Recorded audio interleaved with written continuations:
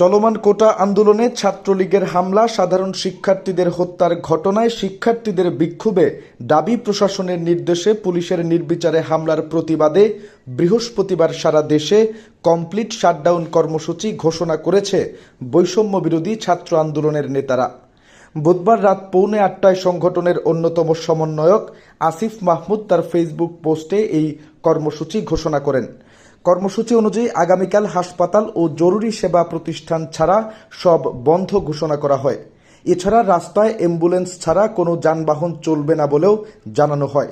বিবৃতিতে বলা হয়, শিক্ষার্থীদের শান্তিপূর্ণ আন্দোলনের ওপর পুলিশ, বিজিবি, র্যাব, সোয়াটের ন্যাক্কারজনক হামলা, খুনের প্রতিবাদ, খুনিদের বিচার, সন্ত্রাসমুক্ত ক্যাম্পাস নিশ্চিত ও এক দফা দাবিতে আগামীকাল সারা দেশে কমপ্লিট শাটডাউন ঘোষণা করছি।